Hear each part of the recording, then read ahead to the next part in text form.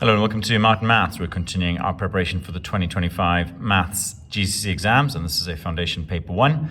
Do look in the link for earlier videos on the previous questions, and do follow along for future videos. So here's a list of numbers: 4, 7, 15, 16, 22, and 30. You have to write down a multiple of 8. So if I look at the 8 times table, I know I get 8, 16, so 16 will be the answer there. Write down a factor of 66, so a number that will multiply up to get to 66. 1 times 66, 2 times 33, 3 times 22 would be examples, or 6 times 11.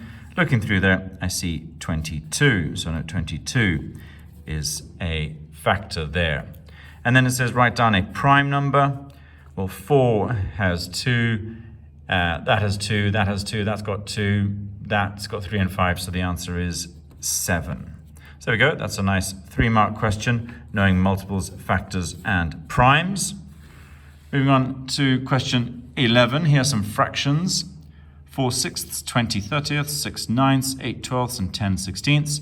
Which of these is not equivalent to 2 over 3? So we're looking for equivalent fractions of 2 over 3, and then those will not be the answer. So I know that 4 sixths is 2 times 2 over 3. So no, that's not an answer. Well, that's 2 lots of 10 and 3 lots of 10. So no, that's not an answer.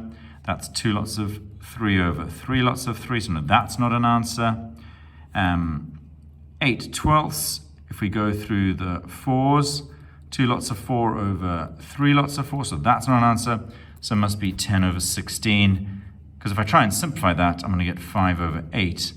So that's not equivalent to 2/3. So it must be 10 over 16. Okay, now subtraction here. 4 fifths minus 1 15th. What I need here is equivalent fractions.